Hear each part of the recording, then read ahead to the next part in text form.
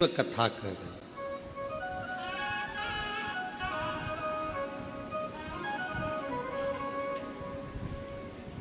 एक देवी, श्रीमद् देवी भागवत का ये चरित्र कहता है।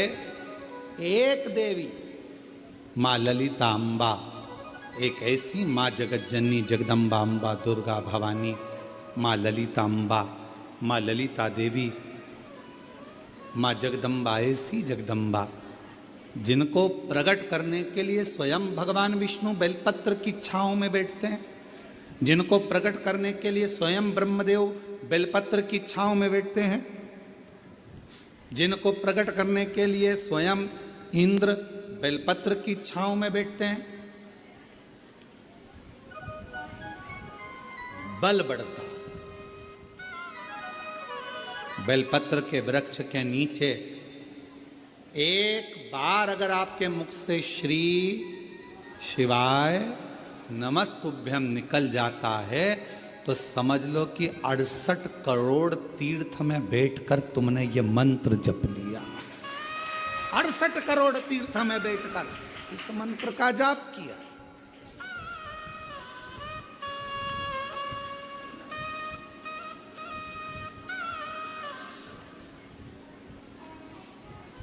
और मानो तो गंगा माहू, ना मानो तो बहता पानी। आप मानो तो शिव है, आप मानो तो जगत जननी जगदम्बा है, आप मानो तो आद्य शक्ति माँ दुर्गा है, आप मानो तो शिव की स्तुति है, आप मानो तो कुबेरेश्वर धाम के कंकर में शंकर है। और अगर नहीं मानो तो अपनी मर्जी। आपने माना वो मिला।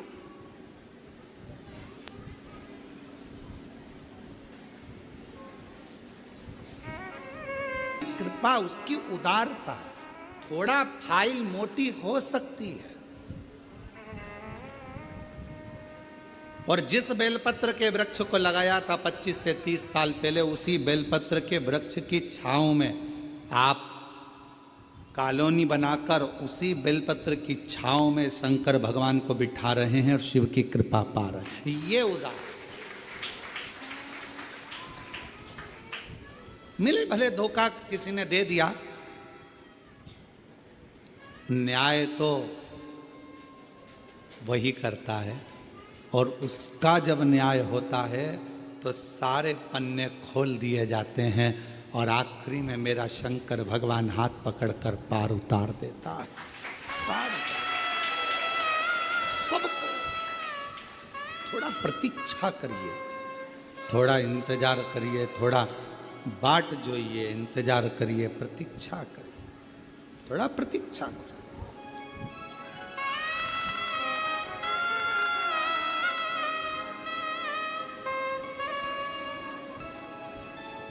आज फिर आप लोगों से कहेंगे, जब कोई दुख आए ना, कोई तकलीफ आए, कोई कष्ट आए, बहुत बड़ी समस्या में घिर गए हो, बहुत तकलीफ में हो,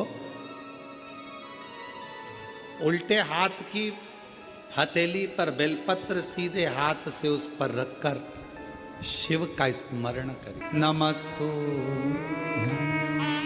श्री शिवाय, नमस्तु श्री शिवाय, नमस्तु श्री शिवाय, नमस्तु। फिर सीधे हाथ में बेलपत्र लेकर बाबा को प्रार्थना कर कर शिवलिंग पर समर्पित कर दीजिए। एक लोटा जल शिव को चढ़ाओ, प्रार्थना करो, विनय करो।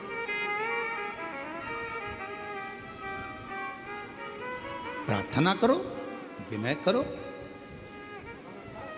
लोग हमसे कहते हैं, क्यों गुरुजी? बहुत लोग तप करते हैं, साधना करते हैं, आराधना करते हैं, व्रत करते हैं, उपवास करते हैं, कोई नग्न पैर रहता है, कोई कुछ करता है, कोई कुछ करता है। पूरे नवरात्रे लोग साधना में, तप में लगे रहते हैं। आप क्या करते हो?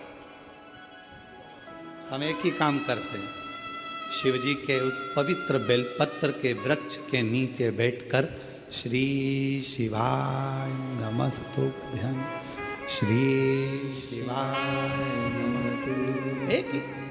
और जहां जहां बेलपत्र के वृक्ष लगे हैं, 11 बेलपत्र के वृक्ष के नीचे जाते हैं, झाड़ू लगाते हैं, साफ करते हैं, जल चढ़ाते हैं, बेलपत्र के वृक्ष के नीचे झाड़ू पोछा कर कर आ जाते हैं, उसको झाड़ू लगा कर आ जाते हैं। ये भी हमारा व्रत है, यही हमारी साधना, यही हमारा तप है। नवरात्रे में माँ जगत जननी दुर्गा भवानी, माँ आद्य शक्ति, माँ भवानी, माँ जगदम्बा, माँ ललिता, माँ कुष्मांडा, माँ स्कंदा, माँ कालरात्रि, माँ जगत जननी बेलपत्र के वृक्ष में 64 योगनियां देवियां सब विराजमान, उस बेलपत्र के नीचे जल चढ़ाकर सबका आशीर्वाद प्राप्त कर। उस बेल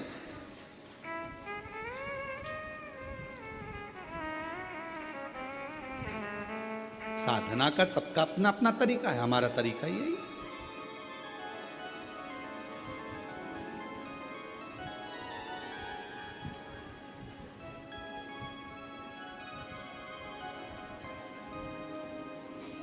नहीं जा सको जो सा बेलपत्र के वृक्ष की छांव में, बेलपत्र के वृक्ष के नीचे शिव तत्व की प्राप्ति का एक केंद्र बिंदु है बेलपत्र का। देवी की आराधना, देवी की साधना, देवी का उपास, सब कुछ नहीं मिल जाता, सब कुछ।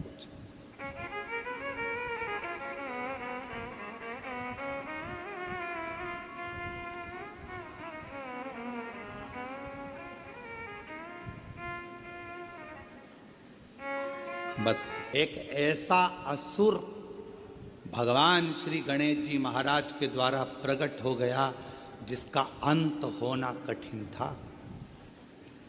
अंत होना,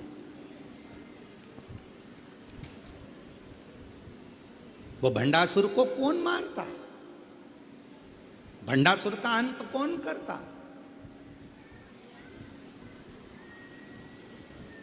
भगवान शंकर मां सती के जाने के बाद में नेत्र बंद कर कर तप साधना में लग गए।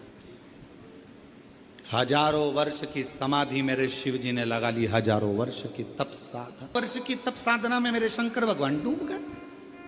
हजारों वर्ष की जब तप साधना मेरे देव अधिदेव महादेव भगवान शिव ने करी, उनकी तपस्या को कौन तोड़े, उनकी साधना को कौन तोड़े? देवताओं को भेजा गया कि आप जाओ, आप जाओ, आप जाओ, पर कोई तोड़ने वाला नहीं। कौन तोड़े?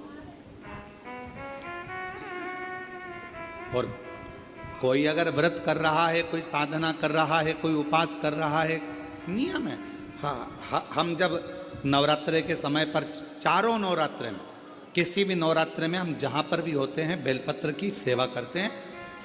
हम जितनी देर बेलपत्र की सेवा करें, हमारे घर पर करें, हमारे घर के पास में करें, हम यहाँ आने पर जहाँ बेलपत्र की सेवा करते हैं, उन बेलपत्रों के नीचे जब हम सेवा करते हैं तो हमारे साथ में जितने साथ में रहते हैं वो सब को मालूम है थोड़ी देर सेवा करेंगे, अर्चना करेंगे, फिर चलेंगे। सेवा कौन? तो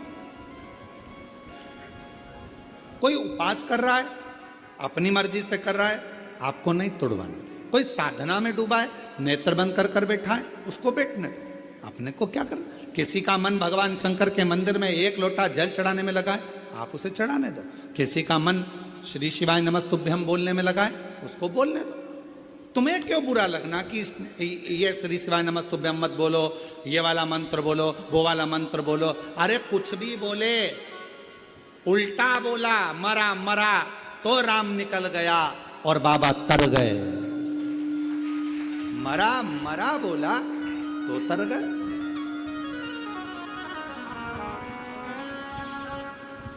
दिन भर लोग बुराइयों में लगकर श्री शिवाय नमस्तुभ्यम मत बोलो, ये मत बोलो।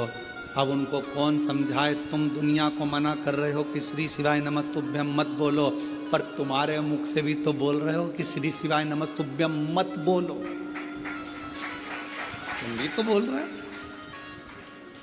कितना कितना फल है श्री शिवाय नमस्तुभ्यम का। एक पत्र देखो, पत्र चढ़ा कर लाती, मंदिर में आपके कहे अनुसार, बोले अनुसार बेटे को जल चढ़ाकर लाकर देती। गुरुदेव, ऐसी कृपा मेरे शंभू ने हुई थी। जरा सी हम पर कर दो, जरा सी हम पर कर दो। जिस पर भी हो गई तेरी कृपा करुणा, वो भव पार हुआ, भव पार हुआ। पापी हो चाहे जितना उसका भी बाबा उद्धार हुआ, गिद्ध अजामिल गणिका जैसे तेरे मन को भाए। जरा सी हम पर कर दो, जरा सी हम पर कर दो। तुम्हारा काम बिगड़ा, एक मंत्री जी को फोन लगाया, वो मंत्री जी तुम्हारे यहाँ का काम कर देंगे, पर तुम्हारा काम बिगड़ा और तुमने श्री शिवाय नमस्तुभ्यम मंत्र को बोलना चालू करा, तो यहाँ का भी काम और वहां का भी काम हो जाता। मंत्री केवल यही का काम करेगा और श्री शिवाय नमस्तुभ्यम मंत्र यहाँ का भी और वहां का भी कार्य करेगा।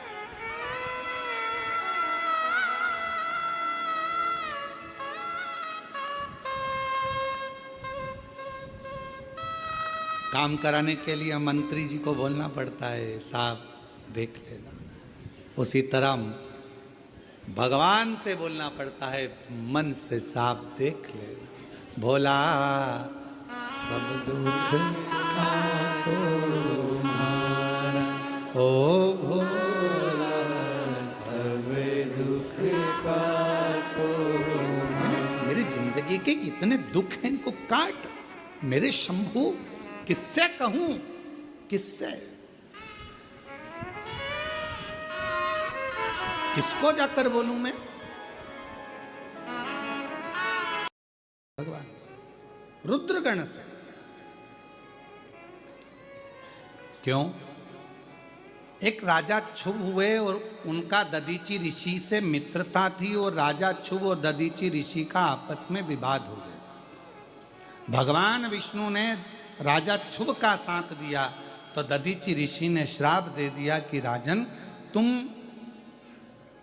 राजा क्षुभ का साथ दिए और मेरा साथ नहीं दिए, इसलिए मैं तुम्हें श्राप देता हूं कि तुम्हें भगवान शंकर के गणों से हारना पड़ेगा।